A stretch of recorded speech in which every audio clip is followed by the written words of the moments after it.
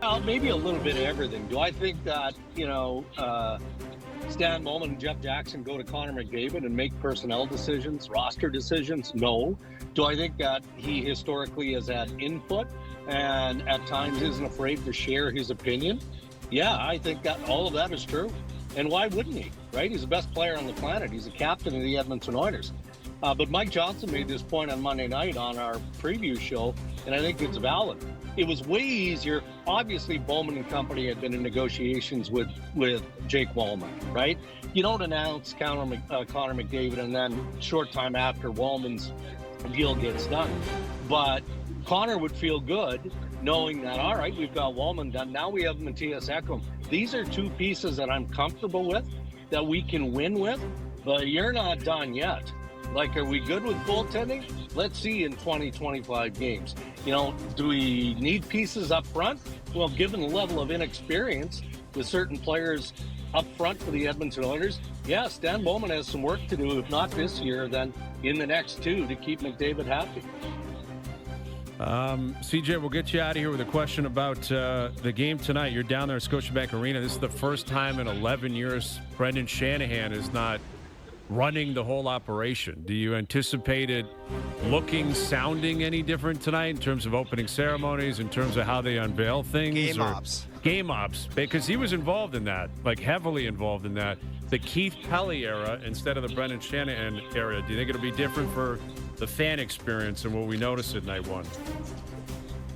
It's a great question. Honestly, I hadn't considered that angle to things. I do think it's possible. I know from speaking with people around the Leafs that they've felt some changes behind the scenes, not just pursuant to Brendan Shanahan being gone, but with the change in ownership and Rogers, having a bigger influence and ownership stake in the team. And so I do think things are shifting a little bit, but I don't know if that's something we'll see or feel in this game. To be honest, I'm most wondering, what's the vibe going to be like in the rink? Is everyone going to be watching a baseball game on their phone? If the Jays, hopefully Vladdy hits another big home run early in the game, are people going to react to that? It might be kind of a strange home opener just because there's such a big baseball game going on at the same time. But, it's definitely the start of a new era. I can even say the little bit I've been around Leafs camp that there's been, I would say, a little more access granted to the reporters. I think that's something Keith Pelly, if you remember, talked about in May. But it seems like they're extending an olive branch. I'm not hitting that on Brendan Shanahan. It wasn't his job to do those types of things. But certainly, there's big changes behind the scenes with the organization, and I think it's only a matter of time before we see some of those things manifest themselves in things that we can see or get a sense of, at least in the role I have here. All right. Well, night 2 of the NHL. It's gonna be a blockbuster this evening, man. You got Leafs Habs, Battle of Alberta. You got Mitch Marner making his debut in Vegas tonight. It's going to be awesome. All right, boys, we'll let you get back at it. Thank you for doing this, as always. Thanks, guys. Thank you. See you guys. The Insiders, Chris Johnston, Darren Dreger joining us here on the Maple Toyota Hotline. Get in and go where adventures take you in a new 2025 Tacoma for Maple Toyota near Canada's Wonderland and the Maple Auto Mall. Visit mapletoyota.com. Yeah, Keith Pelly was like, Carlton, I don't want you to come out there. I don't want you to bang the drum. I don't want the flag. I don't know. Totally different game ops. You're being facetious, but Andy Frost was the voice of that rink forever until Shanahan showed up. That's right. And Shanahan decided he won't be anymore. Yeah.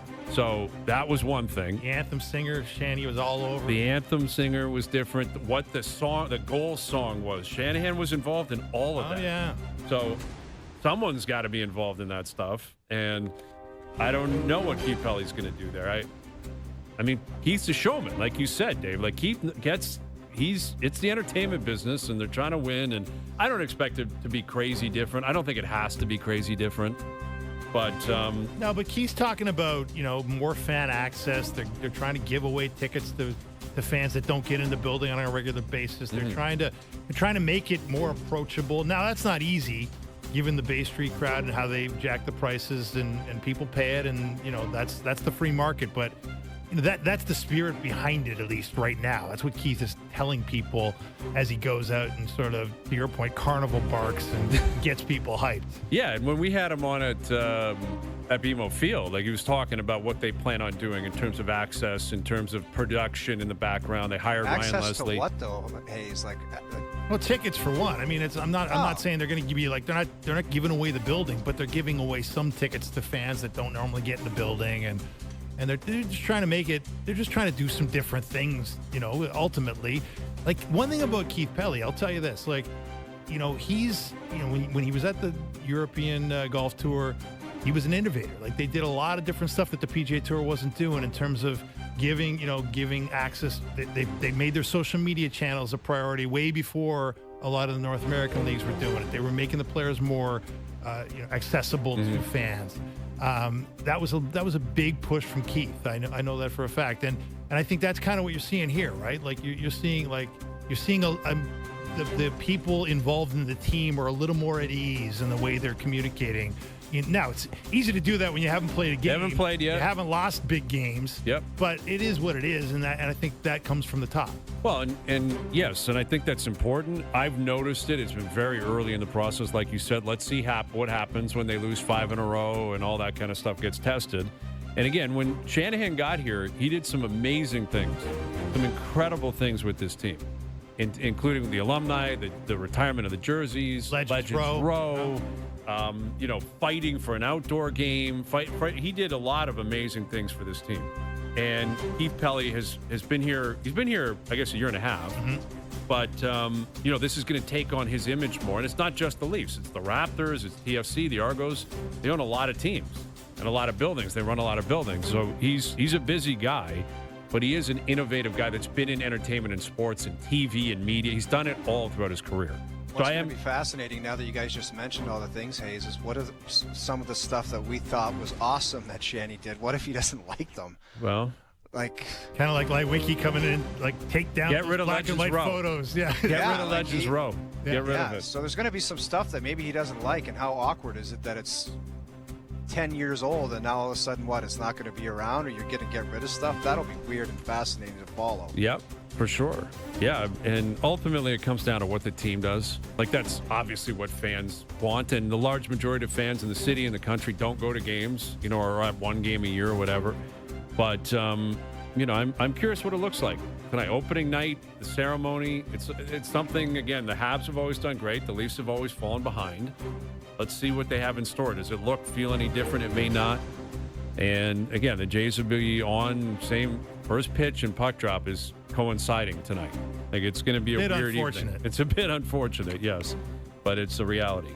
All right, Confirm It Deny coming up. Best bet still to come. Overdrive continues. TSN 1050 and on TSN 4. Now, back to Overdrive with Hayes, Noodles, and the O-Dog.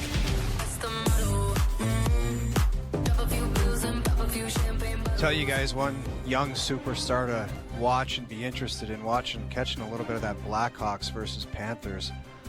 I don't know what those Hawks are going to be up to this year, man. And Bedard, it might be another year where he's just like how many years is he going to be wanting to do that? Well, they got outshot 17-3 in the first period. Yeah. And that's tough when you're a young team and the other team's old and they're missing players and they've won cups and they probably look down on you and they're like, and I think they scored 2 goals on 5 shots, and there's no Barkov, no Kachuk, and I don't know. It was just watching it. There's some good young players there, but it's it might be just another miserable year for Bedard and the Blackhawks, which is unfortunate, but it does have an Eichel in Buffalo vibe to it. Yeah. That went to the wrong place. They didn't have anyone else around you. The management just isn't going to be able to figure it out. Like, Chicago went through, they obviously had that incredible run, and then everything turned over, and they went all in on Bedard. And when you do that, when you go all the way down to the woodshed,